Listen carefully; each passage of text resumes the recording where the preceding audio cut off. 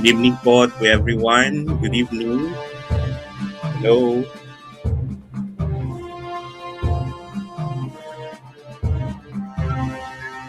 Good evening po. And welcome to our session for this March 15. Kumusta po ang aking sound? Am I audible?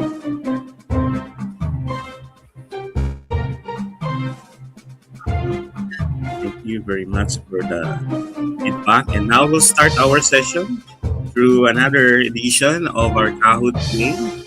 For this game, we have building your kingdom. No, the wider your kingdom would be, the better. So we have two teams competing for tonight. We have Team Unicorn and Team Frog.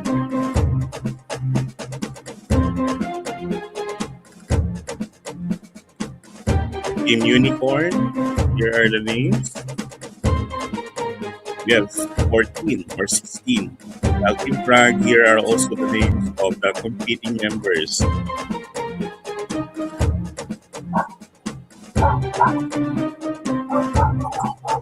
Okay, you are now 30, 38, 39, 40.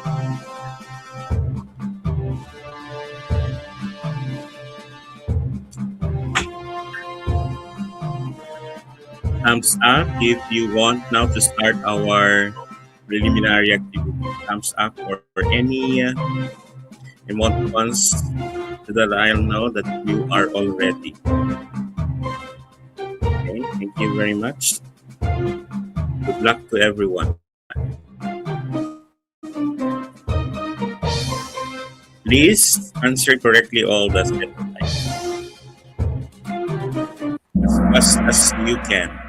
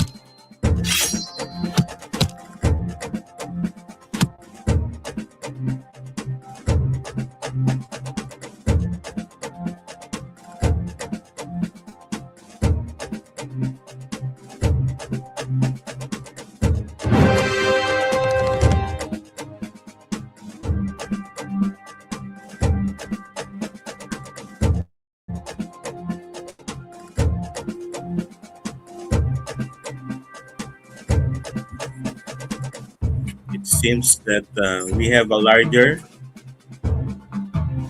space already occupied by the red team, the Team Unicorn.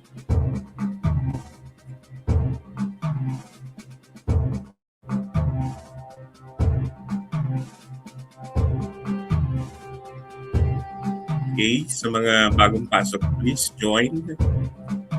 join our Kahoot game, my friends. Nasa link po ng comment box ang joining link.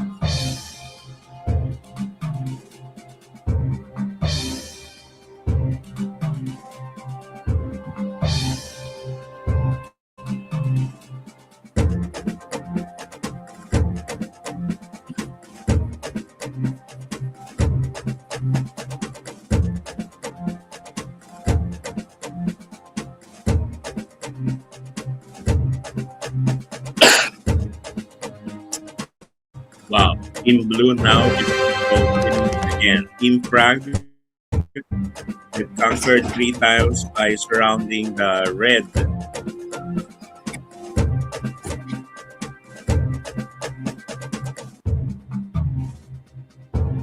Team Frog now also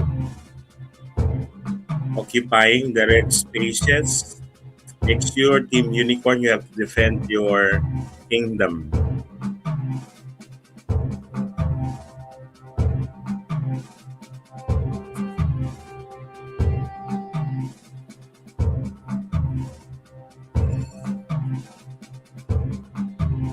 Red is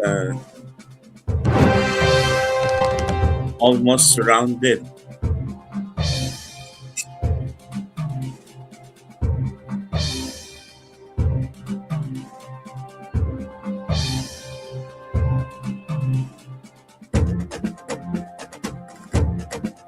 Now red is also making nominations.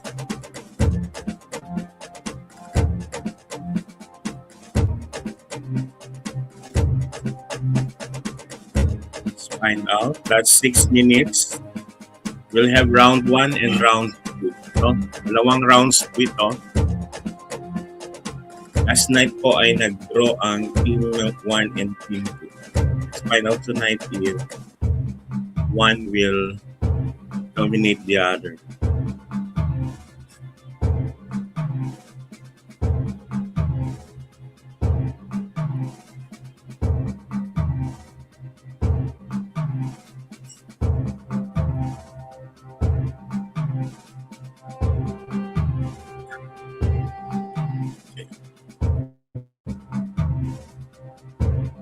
Okay, paunti-unti na ang blue.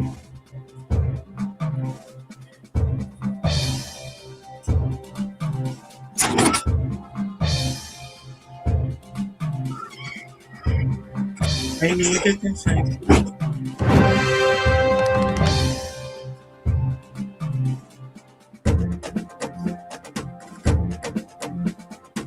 But blue is insistent of expanding their land. Talagang mahirap, no? Nabanhan talaga na matindi. Last 4 minutes. Nawala na naman ang red.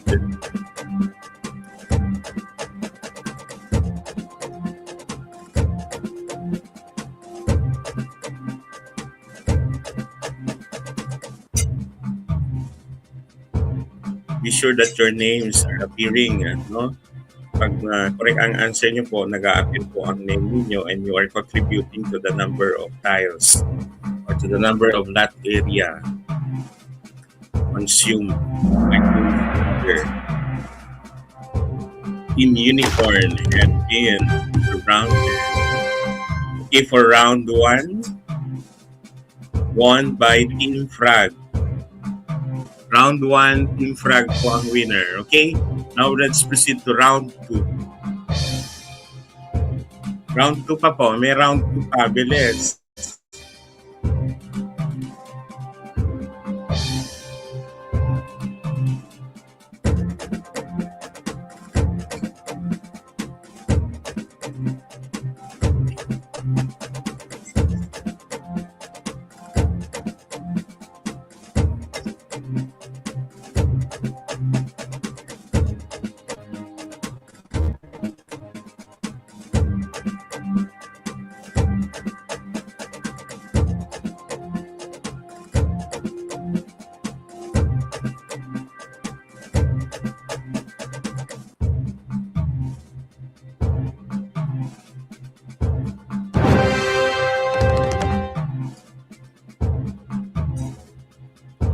Team Frog again captured 25% of the entire.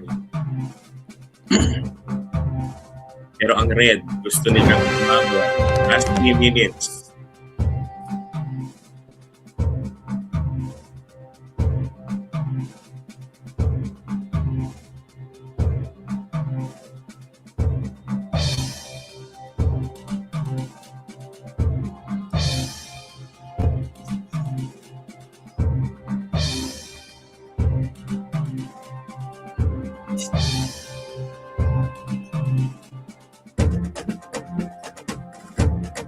Last 2 minutes.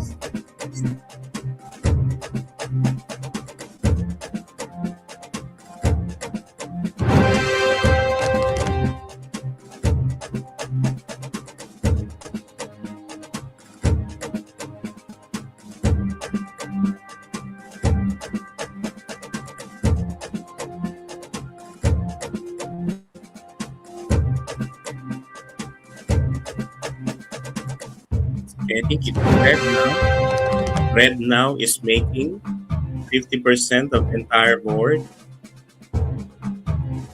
Parang magdodraw na naman ngayong gabi. Last 1 minute and 45 seconds.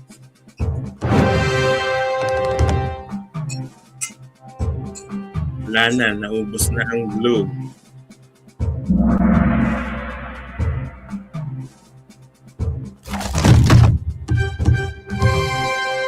Okay.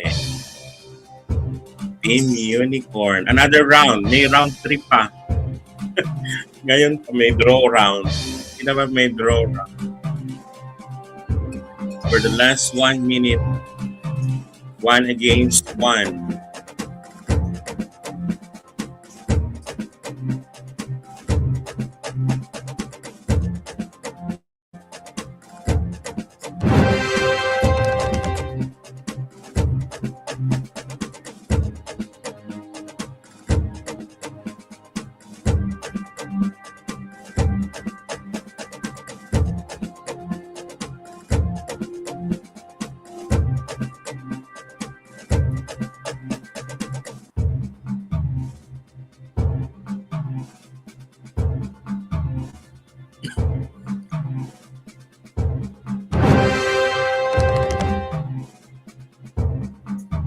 Last 25 seconds.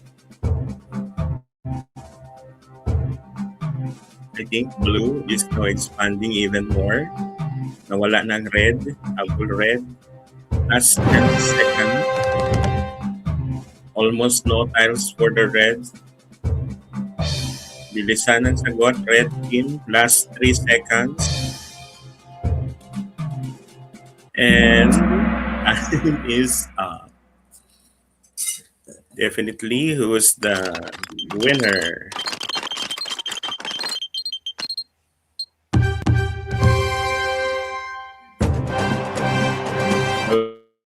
Okay. The favor belongs to Team Frag. Congratulations, Team Frag. You won this round. You were able to defend your kingdom.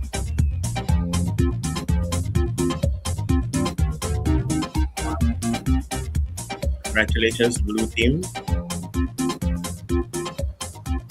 Okay, thumbs up nga lahat ang mga blue team. Mag-ingay. Ano mga blue team natin?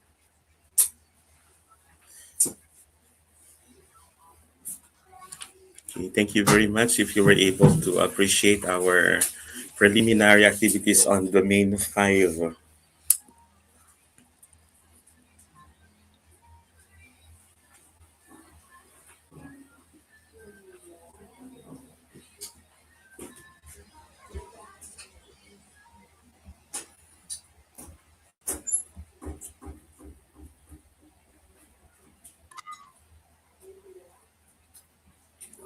Nakakagising daw ang adrenaline, sabi ni Ma'am Rachel.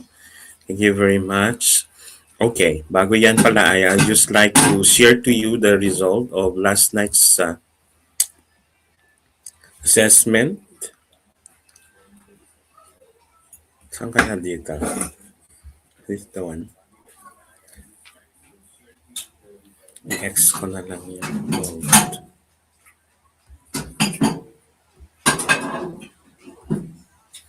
Para maiwan yung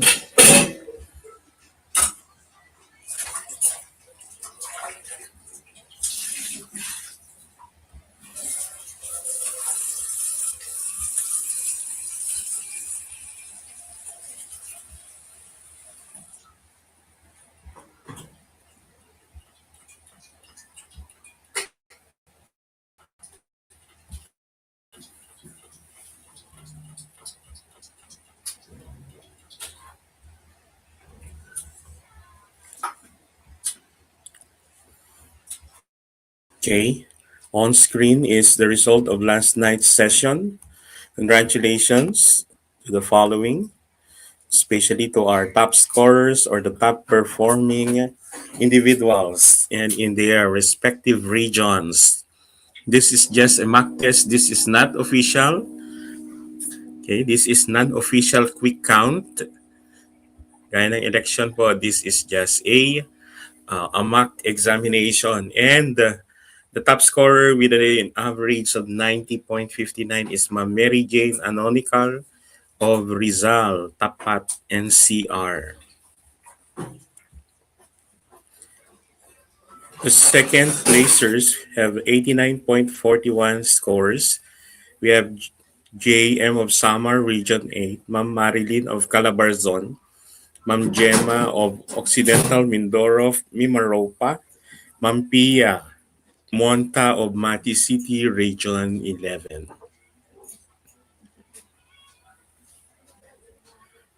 Okay po yun. O sige po, ibalik natin yung may ABCD, no? Tama nga naman, hindi na ma-review pala pag ganitong build your tower. Thank you for the feedback. Next, we have Ma'am Virgie of Rizal, Region 4, 88.24. Another 88.44 is Cram of Laguna, Region 4A. Then we have LV, 88.24 of Leyte, Region 8. 88.24 Ma'am Ana of Batangas, Region 4A. Then we have 87.06 on the leg, Ma'am Sheila May Dandan of Davao de Oro, Region 11.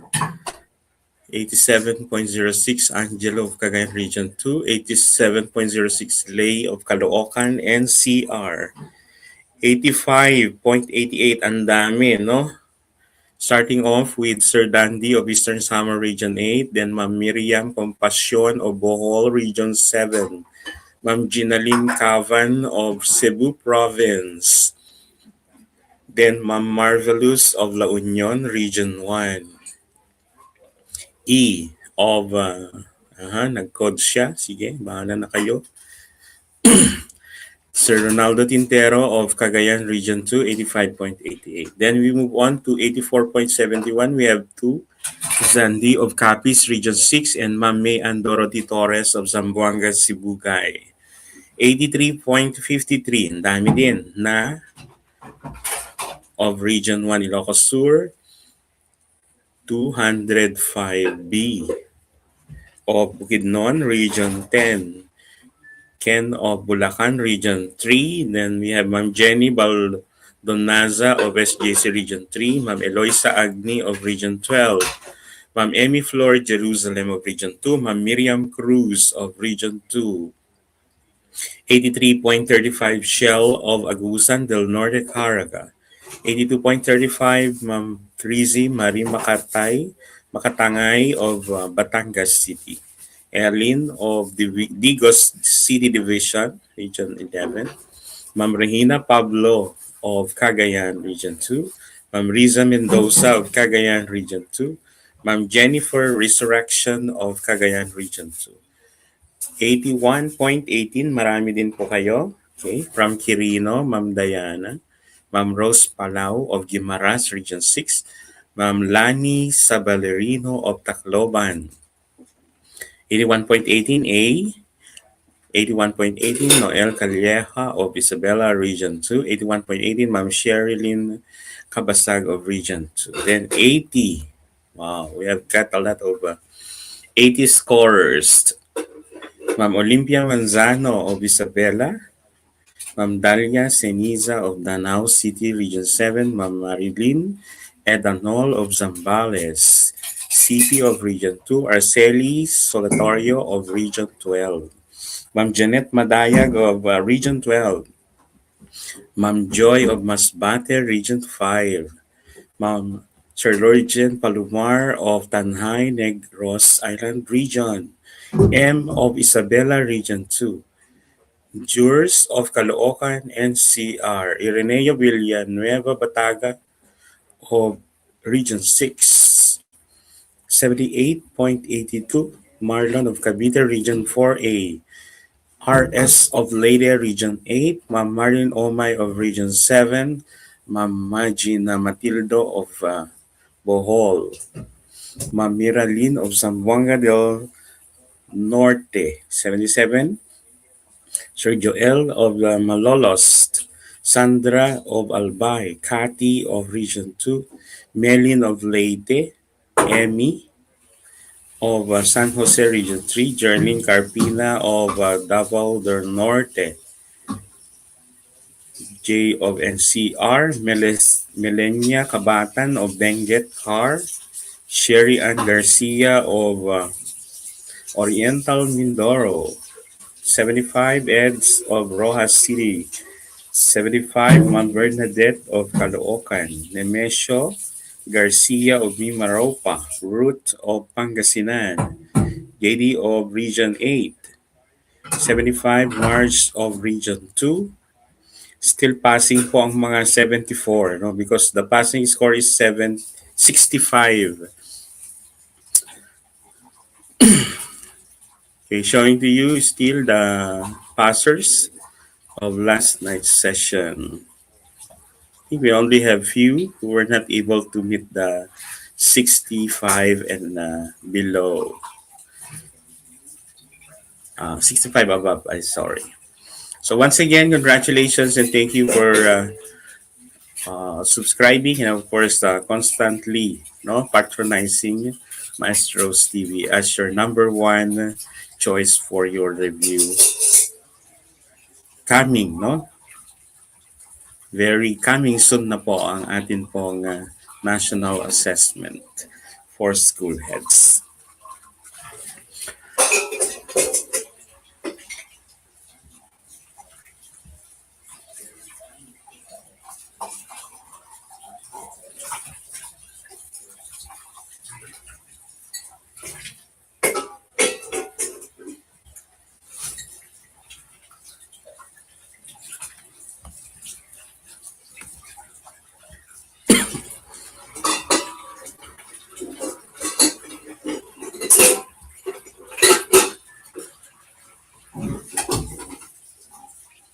Thank you very much, Ma'am Rosana, for always being the top subscriber of Maestro's TV. Panoorin nyo din po yung mga videos, no? Way back in 2024, napakahalaga din po mga yun.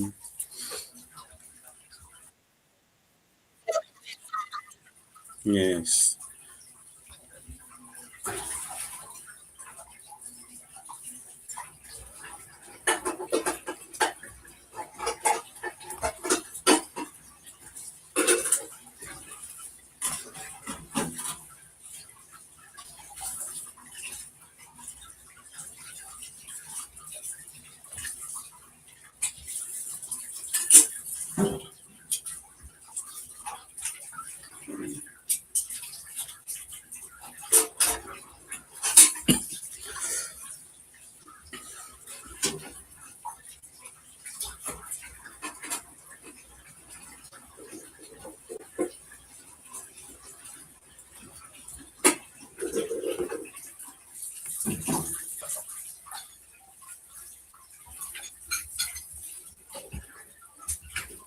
Okay.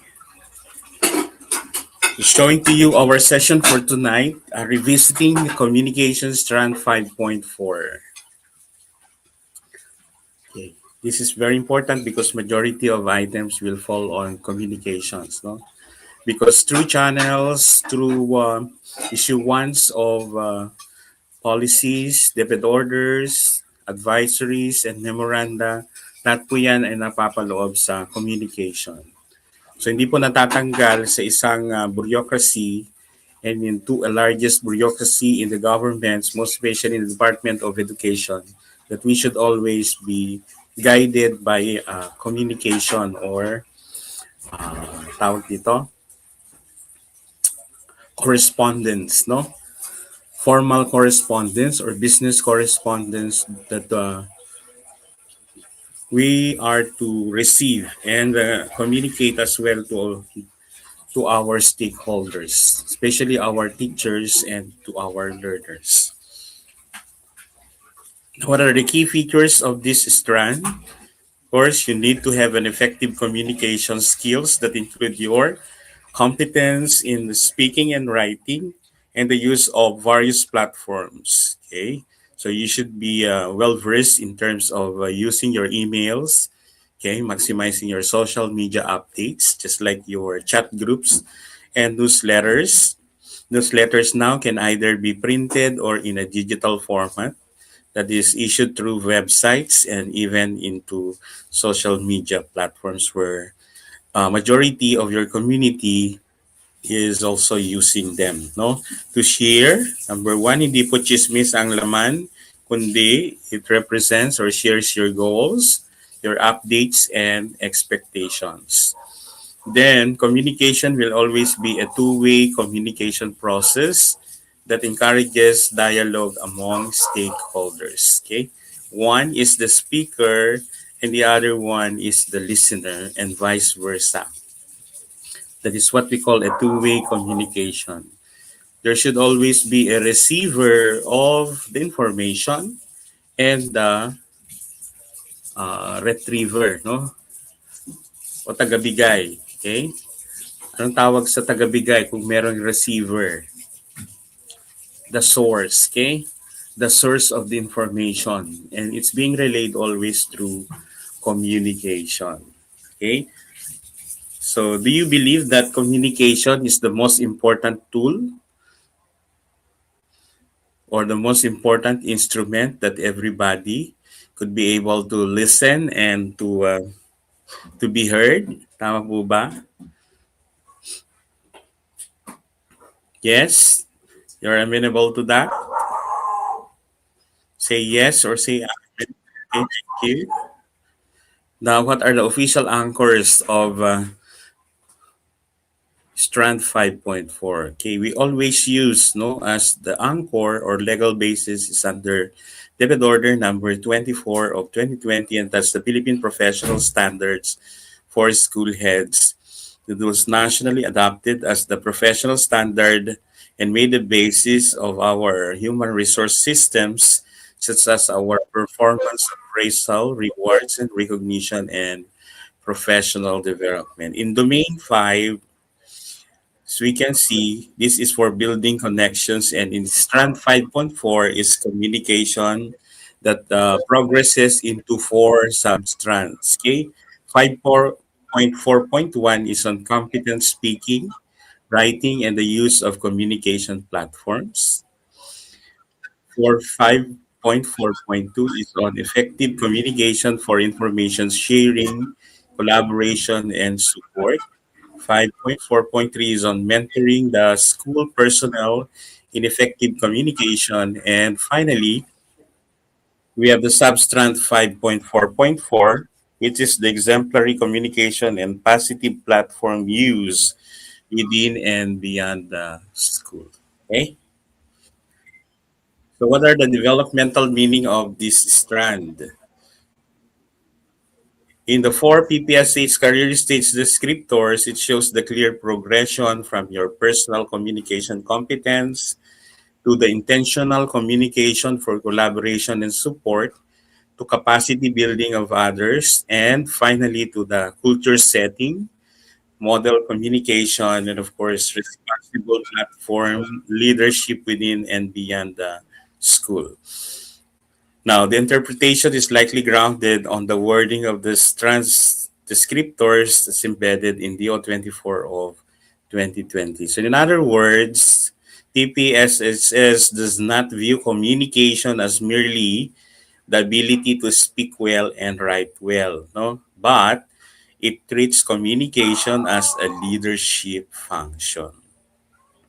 So not all that could be able to speak well and write are already a school head capable, no? Baka naman marunong magsalita pero wala sa gawa. Maraming ganyan, no? They use their ability to talk to influence people to follow them, and yet after that, walang nangyari. So hindi po siya leader, no? There are also good writers, but they are not fluent speakers, no? So vice versa. Hindi po lahat nabiyayaan ng dalawang ito, no? Magsulat at magsalita. Pero may kakayahang mag-leader. Okay. Kung sa-sum up nyo po yung sarili ninyo, saan po kayo dito sa tatlo? Very good at speaking, but with problem on writing, but very good on leadership. Not good in speaking, but very good in writing, pero very good in leadership. They don't know how to speak, they don't know how to write, but they are very good leaders. Saan po kayo doon? They don't know how to speak, they don't know how to write, and they don't know how to lead. Okay, share your answers. Where do you belong in terms of communication strand 5.4?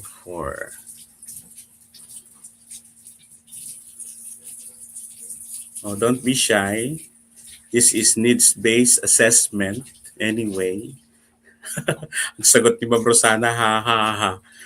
Okay, leadership daw.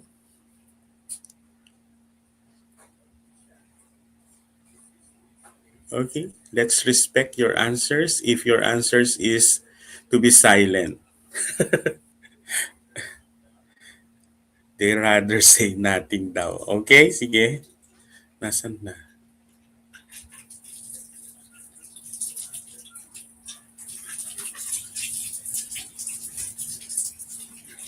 Okay, never a sponge is a leader that knows how to write, but having a problem in speaking. May ganun kasi, no? They do love writing. They are very good researchers. They know the parts of writing correspondences. Okay, they are very good at writing stories, essays. But kapag binigay mo yung microphone ay medyo may problema, no? Pero magagaling sila magsulat. And they are also leaders in their own way.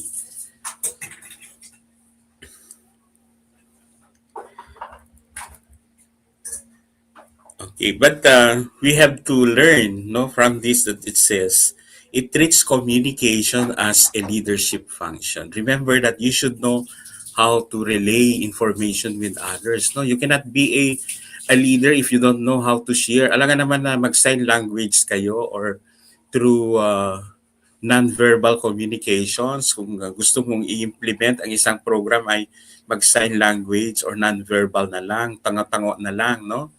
Sir, tumango ka eh. Kaya ipinaproceed namin yung ganito, no? Hindi ko pa sinabing yes, ba't kayo nag-proceed? Ngayon may problema. Sir, tumango ka, okay? Or nag-like ka doon sa senior naming information. So, meaning ay alam ko nyo na, with your knowledge na nag-okay ka na. Ganun, no? So, there was no formal, no? Information being relayed. So, nagkakaroon tayo ng one-way communication. So, leadership function should support information sharing, collaboration, support, and school governance and stakeholders' trust. Okay, the way you relay the information, the voice matters, no? Your emotion matters, the way you shared it, and the way you projected it. Okay? May meaning ang sinasabi mo. So this is consistent with the School Governance Council's guidelines which define SGC as both shared governance structures and feedback mechanism at the school level, and with the SIP guidebook, which also requires a school to listen to the voice of learners and other stakeholders. Okay? So that's why it's a two-way. Listen and share. Now, how do you demonstrate competence in the skills in speaking and writing, as well as utilizing the various platforms? So it is the foundational level at this stage that you, my dear school head, is expected to show that you can already communicate clearly, project correctly, appropriately, and professionally with your teachers, with your learners, parents, and stakeholders. Therefore, you have to practice during a flag raising ceremony. Alaga naman na iba ang pagsalitain mo sa flag ceremony, no? Every Monday, they should listen to you. And during your meetings, bakit hindi kayo nagpapamiting dahil takot? Takot magsalita, wag naman, no? So you should be able to relay informations professionally through oral, through written, and platform-based communication. Lalo na pag mag-principal na kayo, no? You should walk your talk. You should stand as a principal and you have to smell and taste like one. Yan. Remember this word, smell and taste like a principal. So the focus here is not yet organizational transformation. It is the first that the school head's own competence and reliability in his communication. So what this mean in actual practice? So the school head should be able to speak clearly during the meetings, in the assemblies, orientations, and conferences. Okay. Sir, paano kung takot ako magsalita? No? You should always have your prompt. You should always have your speech. Hindi yung nagmamagaling tayo, no, na impromptu lahat ang sasabihin natin. Mas appreciative ako sa taong merong prompt or merong kinuha o sinulat na basehan or a guide rather than to talk and talk na paligoy-ligoy, wala namang pinunto. No? So mas appreciate ko yung sinulat niya dahil ramdam ko kung anong sinabi dahil una pa lahat ay inisip na niya kung anong sasabihin niya sa araw na yon. Kesa nag-feeling-feeling ka na magsalita dahil gusto mong i-project na ang galing-galing mong magsalita pero in the long run, yung intention mo ay sumobra. No? Imbes na sasang-ayon sila, ay nasira mo tuloy yung mood ng mga tagapakinig. No? So let's be careful. When we speak clearly, you have to have your material. Okay? You have to have your paper with you. Meron ka dapat hawak. Then you have to write memos, notices, letters, advisories, and reports in a correct and professional manner. Then use communication platform. Alam nyo, piniprint yung mga sulat ninyo or memo ninyo tapos pinagpapasapasahan sa mga GC. Okay? Ang alam nyo, meron kayong GC, pero meron ding GC ang mga teachers ninyo na sarili nila. So doon kayo pinagtatawanan. So let's be careful. Kahit messenger man yan, na nag-message ka, you have to double check how well your letters or information is being shared. Ay, tingnan niyo yung grammar ni Madam, no? Tingnan niyo yung okay, mga ganon. Pinagtatawanan na kayo pala. So, careful. Use communication platforms properly for official school communication. You use the header, of course, and the footer. Yan. Adjust tone and language to the audience. Okay, kung ang kausap niyo yung mga bata, then syempre ang proper relay of communicating is by looking into their shoes, no?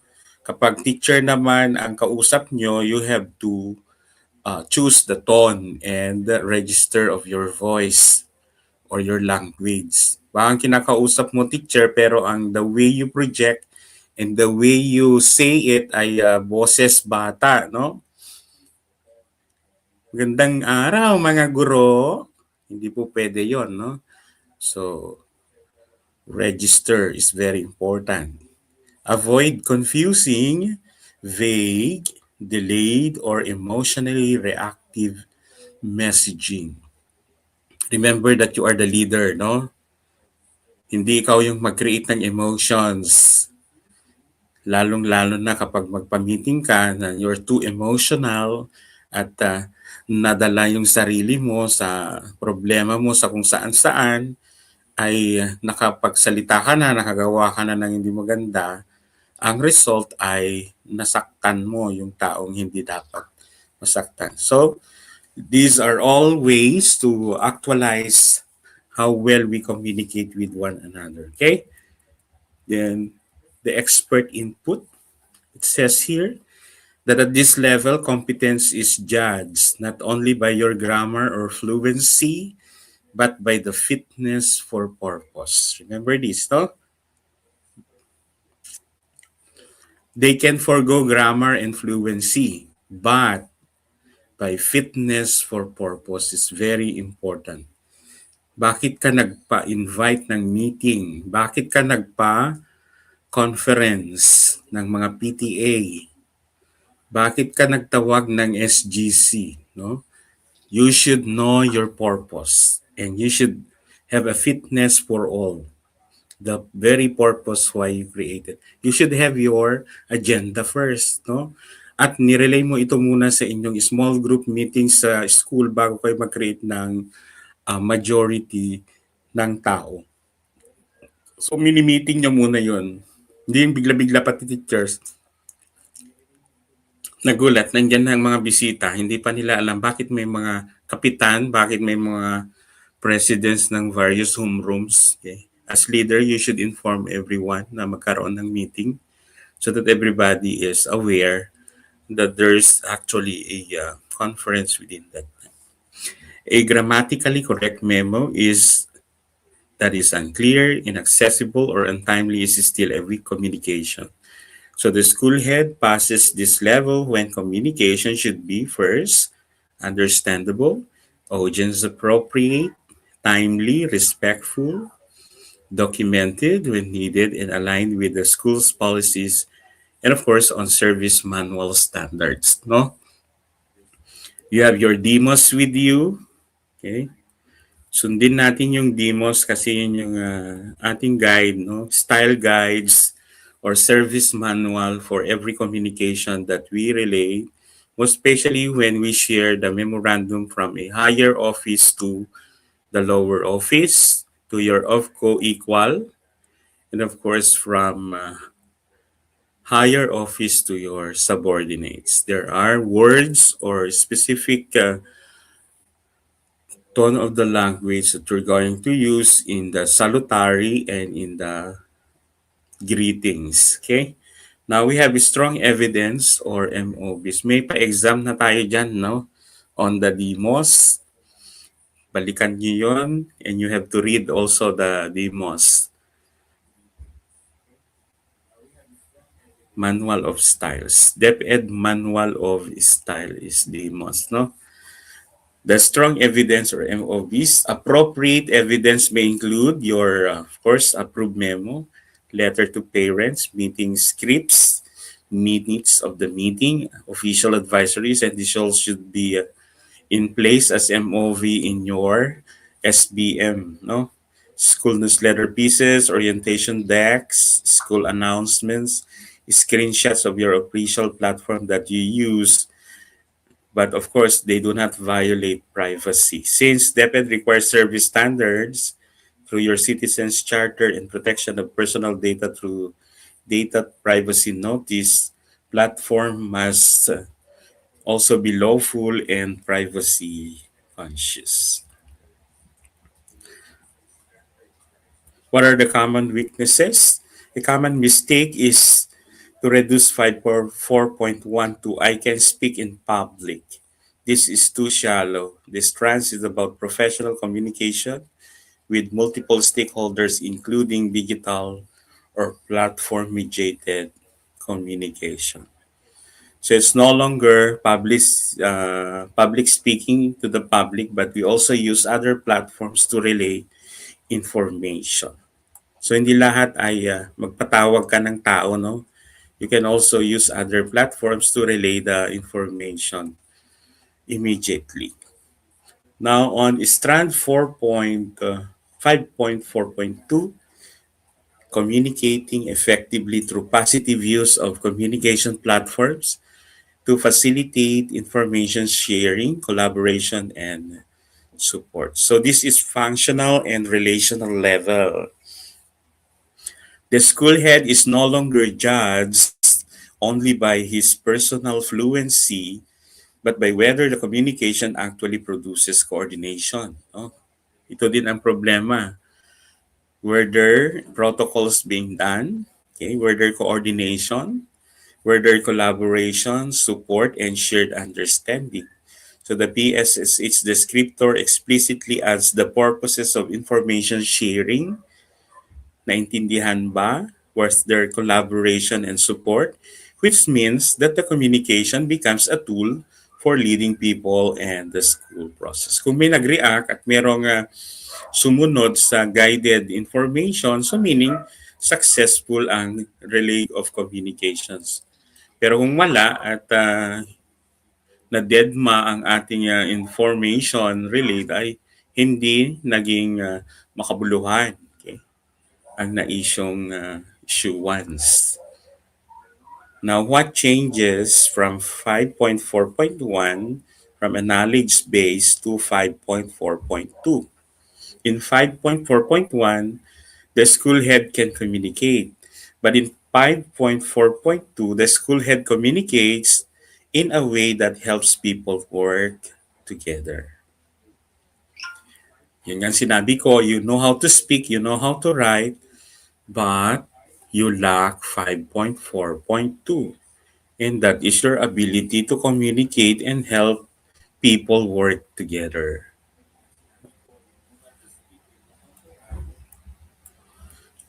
Si Madam, ang galing lang magsabi yan, mag-tok-tok-tok, pero sa katotohanan, hindi niya yung ginagawa. No? So, ang dami niyang mga speeches, pero actually, hindi yan natutupad. Maniwala ka sa pinagsasabi niyan, mga ganun, no? To see is to believe. To believe is to see. Yan. So, this means that communication becomes a two-way, not one-way. Dialogic, not merely directive, responsive, not merely formal, and supportive, not merely compliance-oriented. So nakakasakit din, no? Na-outs din tayo. Two-way, you know how to speak and you know how to listen. Dialogic, okay, you know how to create a dialogue between one person to the other. Bakit noon takot kayong puntahan yung kinatatakutan ng unang principal? Pero ni ikaw yung sunod na principal, bakit ang lambot naman pala ng puso niya? Ang bilis naman pala siyang kausap. Nakadepende lang pala sa kung paano pamamaraan ng dialogue ang gusto niya, no? Yung isa kasi parang I'm not telling that there's a comparison between the previous school head with the new. Lagi naman pong ganito ang nangyayari, no? Maaring huwag mo nang puntahan, ma'am, kasi dati si madam, nung pumunta sa kanya ay negative po yan. Hindi na pwede. Takot na takot si madam dyan sa taong yan. Pero ikaw, you've been very insistent. Let's see, no? Let's find out. There's no hard in trying anyway, di ba? Puntahan natin. Kung ayaw niya ng magandang paspas, di ba?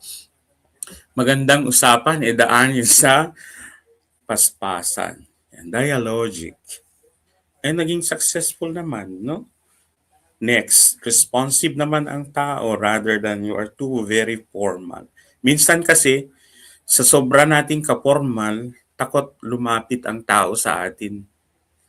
Alam niyo yun? Yung presensya mo pa lang na nakasimangot, na pinuno mo yung mukha mo ng ang daming decolores at pinuno ng eyeglasses. Okay? Nasaan ang meeting tapos yung aura mo parang sinasabing, oy, tumingin kayo sa akin, no? Ganun, tumingala kayo sa akin. May mga ganun kasing presence na nakakatakot kang lapitan dahil sa itsura mo pa lang ay parang hindi ka na ka-welcome, no? Dahil you set yourself as somebody, no?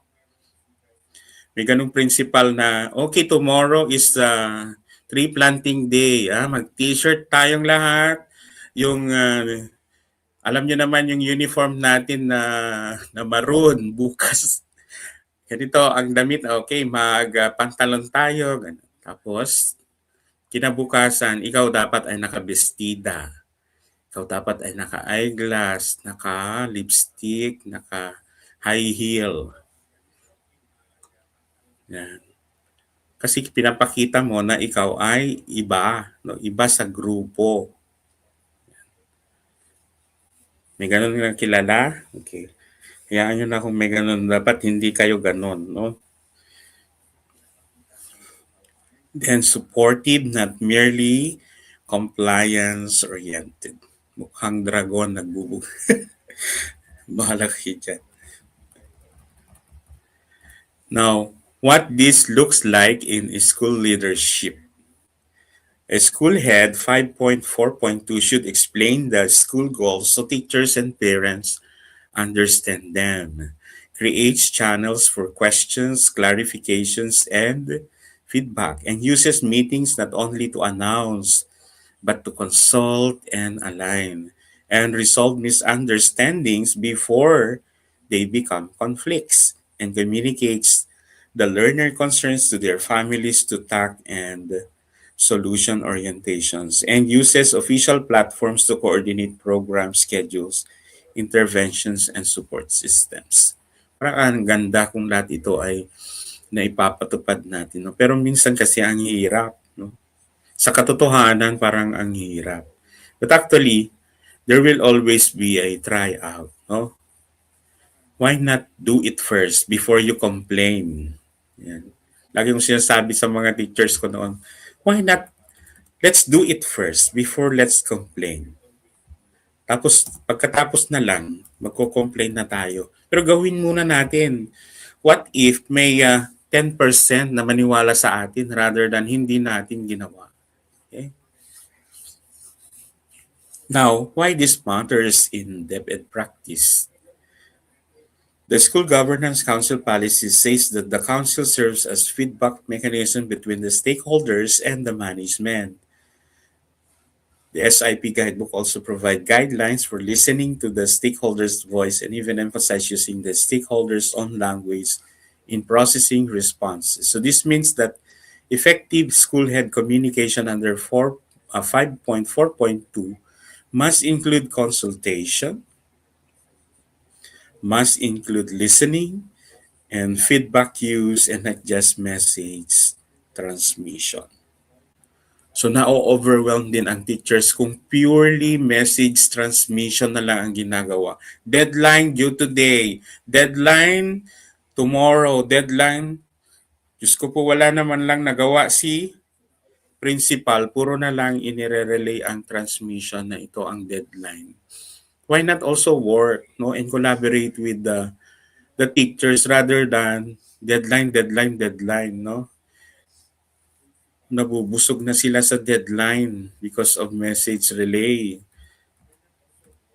Okay? Expert input. Yan, sabi ni Ma'am Mira, our school heads always addresses I and my. No, sana wala naman yung ganyan. Okay, the examiner will always look into whether the school head understands that communication should link to school improvement. Communication is for stakeholders engagement, conflict prevention. Communication is for learner support, and of course, building trust. A strong leader answers this level. I communicate not only to inform, but I communicate to align to people, gather their feedback, build commitment, and mobilize support for learners and school goals.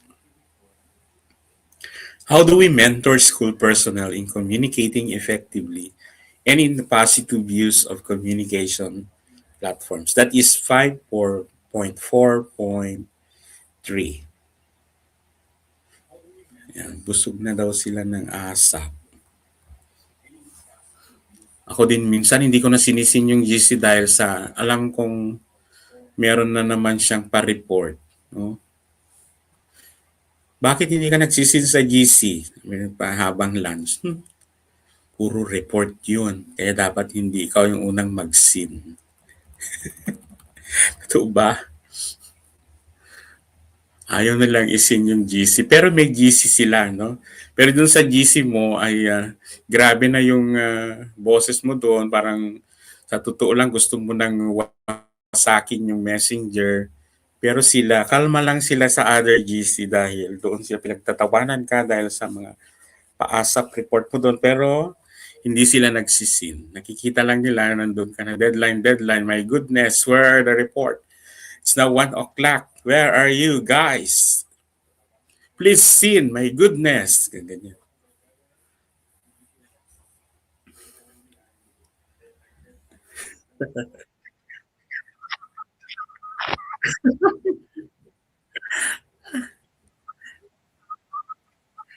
Oh, sabi kaya, oh my goodness, where are you, everybody? Submit it now. Ganyan. Ay, nako. Next, how do we mentor? Not to coach.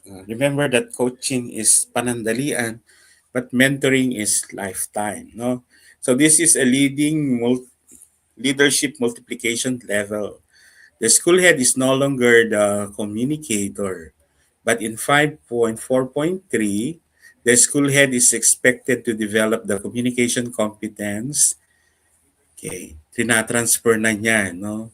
Yung how to communicate people. Kasi minsan din si school head, no, nakaupo na din lang yan at meron siyang tao na binibuild up na, okay, tomorrow will be the PTA and I want you to stand, no?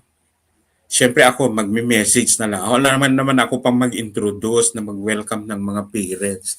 Mapaupuin sila o ano, no? Di ba pwedeng ganon. So, meron kang i-delegate na somebody who is also a well-developed speaker on your behalf, no?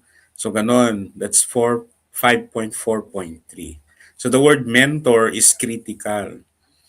It means that the school head should guide, coach, model, and support school personnel so that their effective communication becomes a shared school capability. Diba? Hindi lang ikaw yung magaling magsalita. Pati teachers mo magaling din magsalita. May ganyan ako eh. Kung hindi ko maisabi yung gusto kong project or gusto kong donation. This is naka-online no? Pero tapos naman na ako naging isang school head. Ang gagawin ko, I'll tap one teacher who is so, tawag dito, so intimate, no? Very friend with kapitan or with mayor or with somebody within the community. At siya yung magiging channel, di ba? Alam nyo din yan, gawain nyo din siguro yan, no? So tawag yan ay shared school capability, di ba? Tapping everyone's expertise. Ako nang bahala, sir. Ano naman, di ba? Oh, yes, sir.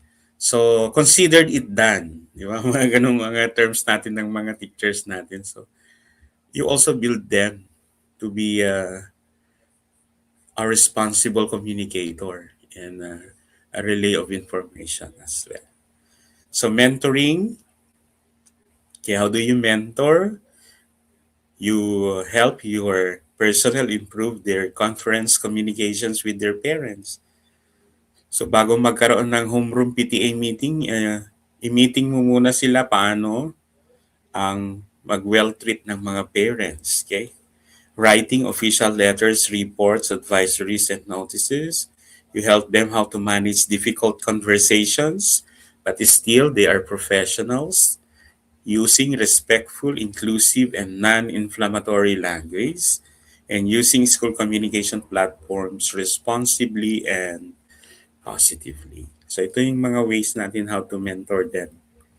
So it's expected that this level, the school head is conducting a coaching and echo sessions on parent communication, review and improve written documents. So kapag sa SBM nyo, please work well with this so that you can get a higher level of points for SBM level of practice. No? Conduct coaching and echo sessions to your parents. You review and improve the written outputs of coordinators and teachers. Set school communication norms and templates. You orient staff on response etiquette, escalation protocols, and documentations.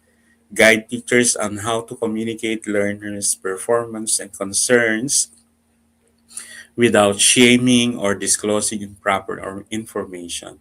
And you model how to be calm, evidence-based, and rights respecting communication in a sensitive cases. So tulungan mo yung mga teachers na super over, no? Overreacting, makasagap ng balita. So calm na.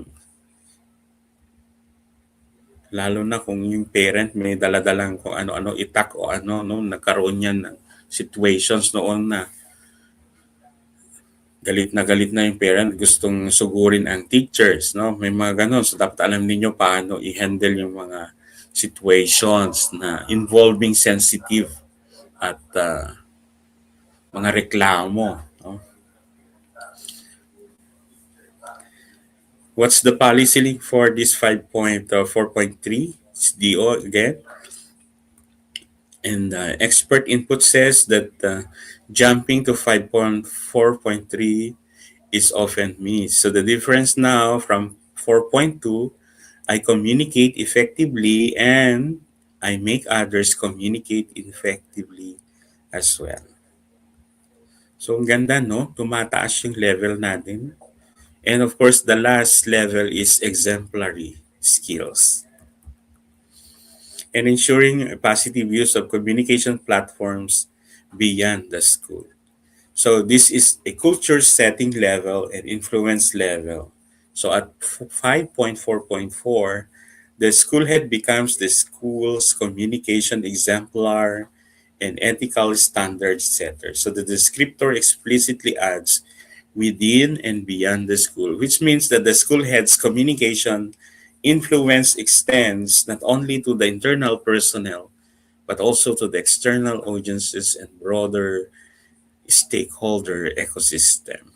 Ito ang ganda ng pagkatapos ng meeting, sinasabi ng mga parents, ang galing-galing naman ng school head ngayon natin, no? Like ko na siya, mga ganun. I like her, I like him. Kasi he is very eloquent. Exemplary means not only to be eloquent, but the communication is strategic, it's credible. Okay, how to be credible? Of course, you have your statistical data, you have your legal basis with you when you talk, pero bawal ang magkunwaring alam mo lahat, kaya kung ano-anong DepEd order ang pinagsasabi mo, pero pag titingnan, hindi naman pala yun totoo, no? Basta lang, gumamit ka lang ng mga number, pero hindi pala credible. That's not the name exemplary, no? Consistent, yan, sinabi ko na yung consistency, ethical, yan, yung salita mo pa lang, no? Yung pananalita mo pa lang na nasisense na nila na ikaw ay may puso, no? Ikaw ay may damdamin, ikaw ay makatao. Halata, pag sa salita mo pa lang halata nila na ikaw ay approachable at ikaw ay nakakatakot na tao. Inclusive, okay, the way you say it, no? Para sa mga bata, para sa ating mga kababayan, okay? Kapag ganun yung term mo, inclusive, and trust building, and worthy of emulation by others. Okay. The word of mouth kasi is very important. Kailangan, kahit hindi ka na nagsasalita, yung mga tao na ang nagbi-build up ng imahen mo, word of mouth. Ay, si Prinsipala ganito. Oo, kilala natin yan. Kilala ko yan. So meaning, magbibigay tayo dahil kilala siya dahil sa kanyang ugali. Ganun. Sino daw ang pupunta sa atin na bagong principal? Ay, naku, wag. May mga ganun. Ay, naku, wag. Kilala ko na yan. So what within and beyond the school means?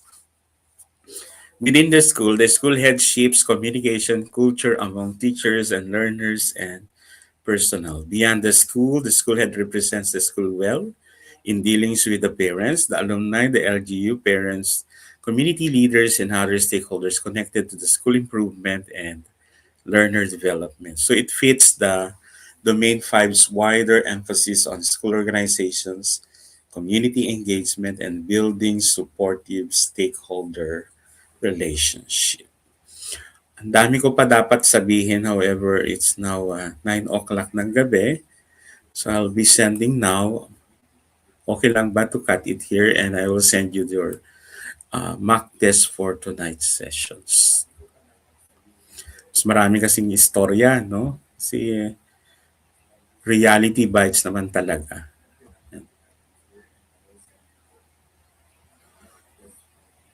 Okay. Since it's Sunday, I want you to have a taste of the materials of Precursor and Maestro's TV, what we are providing to our examinees, no, to our future top notchers. So I'll be sending you a 50 item material. It's already tested by one or two from the members to have a taste of it. Then be giving you as a extra bonus for your sustaining time with Maestro's TV. Okay, would you like that? Kahit di po kayo nagre-request ng mga mock test, I'll give you one na pa-sample kung ano pong mga materials namin dito sa ating review center.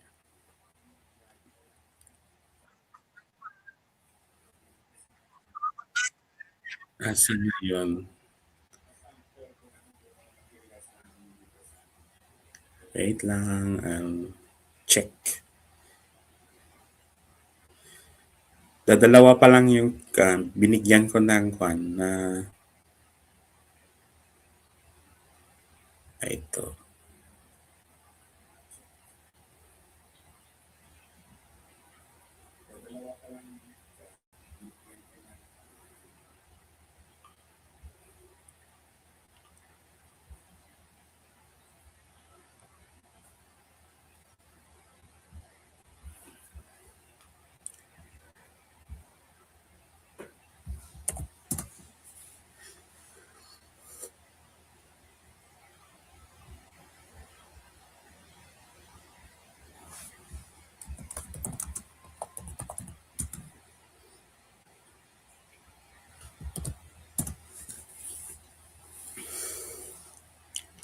Diyan na po, naka-send na po sa ating chat box. Good luck po sa inyong lahat.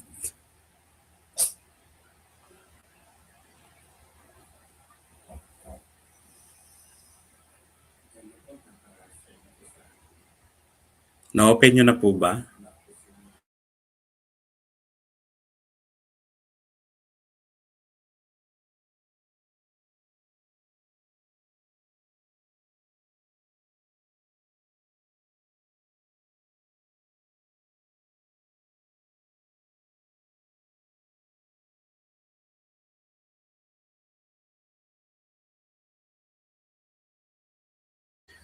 Naka-time po yan na 40.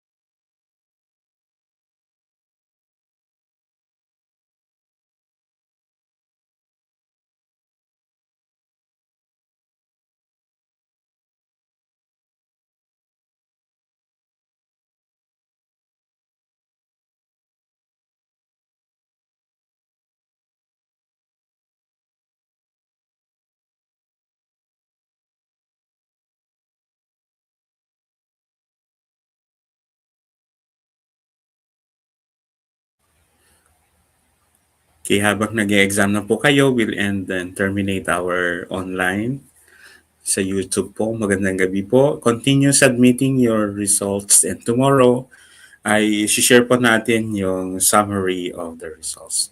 Once again, thank you very much for your patronage. Magandang gabi po.